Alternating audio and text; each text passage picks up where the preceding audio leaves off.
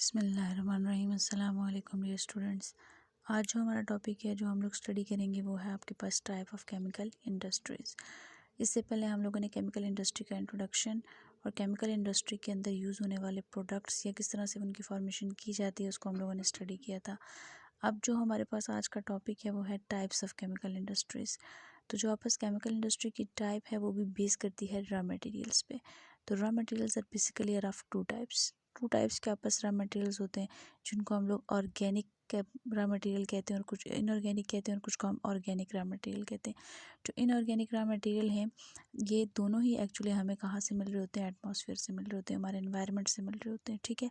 लेकिन हमारे पास इसी की बेस पे रॉ मटेरियल्स की बेस पे हम लोग केमिकल इंडस्ट्रीज़ को two types of chemical industries में डिवाइड करते हैं। एक आपके पास होती है इंडस्ट्रियल इनऑर्गेनिक केमिकल इंडस्ट्री और एक आपस होती है इंडस्ट्रियल ऑर्गेनिक केमिकल इंडस्ट्री, ठीक है। तो अब इनकी बेस पे पहले हम इनको डिफ़ाइन करेंगे क्या है हमारे पास ये क्या होती हैं। तो बेसिकली हमारे पास इस तरह की इंडस्ट्री जिसमें हम लोग इनऑर्गेनिक केमिकल्स को लार्ज स्केल पर प्रोड्यूस करवाते हैं, ठीक है। वो डिफरेंट प्रोसेस करेंगे, उनके ज़रिए हम उनको प्रोड्यूस करवा रहे होते हैं और फिर उनको ह्यूमन बेनिफिट्स के लिए जो प्रोडक्ट्स बनाई जाती हैं उनके लिए इस्तेमाल कर सकते हैं, ठीक है। तो इसमें हमारे पास एक चीज़ है जो आपके पास एक मेजर जो प्रोडक्ट कंपाउंड यहाँ पे लिखा गया वो है H2SO4। तो H2SO4 के बारे में एक तो तीन बातें जो आपने अपने जहन में रखनी है वो क्या है। नंबर 1 ये कि सल्फ्यूरिक एसिड को बैकबोन ऑफ इंडस्ट्री कहा जाता है। क्यों कहा जाता है बैकबोन ऑफ इंडस्ट्री? क्योंकि कोई मेरे ख्याल में ऐसी इंडस्ट्री नहीं है कि जिसके अंदर कोई प्रोडक्ट बन रही है और उसमें सल्फ्यूरिक एसिड का यूज़ नहीं हो रहा। तो बेसिकली ये कहा जाता है कि डिफरेंट कंट्रीज़ की अगर बात की जाए तो उन कंट्रीज़ में चेक किया जाता है कि कौन सा किस कंट्री के अंदर सल्फ्यूरिक एसिड की को यूज़ ज़्यादा किया जा रहा है, उसको ज़्यादा क्वान्टिटी में प्रोड्यूस करवाया जा रहा है। तो इस मीन कि वहाँ पे ज़्यादा कमर्शियल वर्क हो रहा है, ठीक है। तो इसलिए हम कहते हैं कि सल्फ्यूरिक एसिड क्या है, बैकबोन ऑफ इंडस्ट्री, ठीक है। और उसके बाद आपके पास आ जाता है NH3 अमोनिया। अमोनिया का आपने इससे पहले हैबर प्रोसेस जो पढ़ा उसमें आपने देखा कि किस तरह से अमोनिया को प्रिपेयर करवाया जाता है, ठीक है। और ये किस तरह से आपस प्लांट की ग्रोथ में रोल प्ले करता है और फिर प्लांट में प्रोटीन के तौर पे इसको वर्कआउट ये कर रहा होता है प्रोटीन फार्मेशन में, ठीक है। अब ये दो रॉ मटेरियल्स हैं जो कि इनऑर्गेनिक इन नेचर हैं, ठीक है। दैन मेट्रोलॉजी के प्रोसेस से आप क्या कर सकते हैं, डिफरेंट किस्म के प्रोडक्ट्स बना सकते हैं। फॉर एग्जांपल आयरन जो है वो आप एक्सट्रैक्ट करते हैं in the form of ore और फिर उसको प्योरीफाई करते हैं from its ore, like iron pyrite is ore of iron, वहाँ से आप इसको अलग करते हैं आयरन को, ठीक है। तो ये वो वाले प्रोसेसेस या इस तरह की इंडस्ट्री जो आपके पास इनऑर्गेनिक केमिकल्स प्रोड्यूस करे लार्ज स्केल पे वो कहलाती है इंडस्ट्रियल इनऑर्गेनिक केमिकल इंडस्ट्री। इसी तरह से वो इंडस्ट्री जो आपके पास ऑर्गेनिक केमिकल प्रोडक्ट्स जो है ऑर्गेनिक केमिकल आपको प्रोड्यूस करके दे वापस क्या कहलाती है, लार्ज स्केल पे प्रोड्यूस करके दे रही वापस इंडस्ट्रियल ऑर्गेनिक केमिकल इंडस्ट्री कहलाती है, ठीक है। और ये जो होती है आपस यहाँ पे आपने एक बात याद रखनी है कि इसमें इसकी एग्जांपल आ जाती है petroleum, dyes, pharmaceutical products different आ जाते हैं इसके अंदर। तो हम सिंपली कह सकते हैं कि बेसिकली आपस टू टाइप्स ऑफ क्या हैं, रॉ मटेरियल्स हैं। अब रॉ मटेरियल्स की टाइप्स तो आपको पता चल गई, लेकिन ये रॉ मटेरियल्स आपके पास आते कहाँ से हैं, इन्वायरमेंट से। कौन कौन सी आपके पास इन्वायरमेंट की ऐसी डिवीजन है कि जो आपको बताती है कि ये जो एक कोई रॉ मटेरियल है वो किस लेयर से आएगा, दूसरा कौन सी लेयर से आएगा। तो आपने याद रखना है कि इन्वायरमेंट को बेसिकली इन्वायरमेंट की हम डिवीजन की अगर बात करें तो इन्वायरमेंट को हम डिवाइड करते हैं इसकी 4 बेसिक पार्ट्स में, ठीक है। अब वो जो 4 बेसिक पार्ट्स हैं बेसिकली वो आपस आ जाता है एटमॉस्फेयर आपस उसके पार्ट में नंबर 1 आता है एटमॉस्फेयर। देन आप कहते हैं आपस hydrosphere, lithosphere and biosphere. Atmosphere आपके पास हम कहते हैं कि अर्थ की जो अबव सरफेस लेयर होती है जिसके अंदर एक्चुअली हम लोग एग्जिस्ट कर रहे होते हैं, हमारी on the surface of the अर्थ, उसके ऊपर जो आपस लेयर होती है, जो एरिया होता है वो आपस क्या कहलाता है, एटमॉस्फेयर कहलाता है, ठीक है।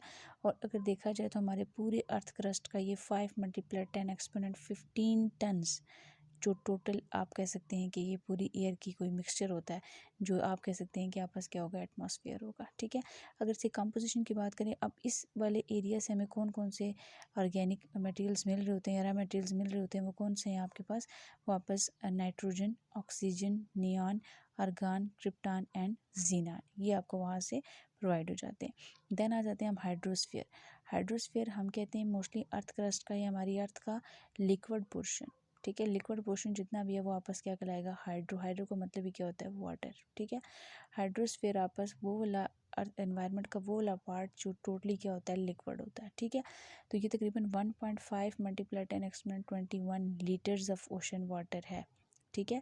ओशन का इतने क्वांटिटी में आपके पास ये वाटर होता है। और इसमें अगर देखा जाए तो 3.5% डिज़ोल्व मटेरियल या मिनरल्स प्रेजेंट होते हैं, ठीक है। वो जो डिज़ोल्व मटेरियल्स हैं वही असल में हमारे पास रॉ मटेरियल्स जो हमारे पास एटमॉस्फेयर से कौन कौन से रॉ मटेरियल मिलते हैं।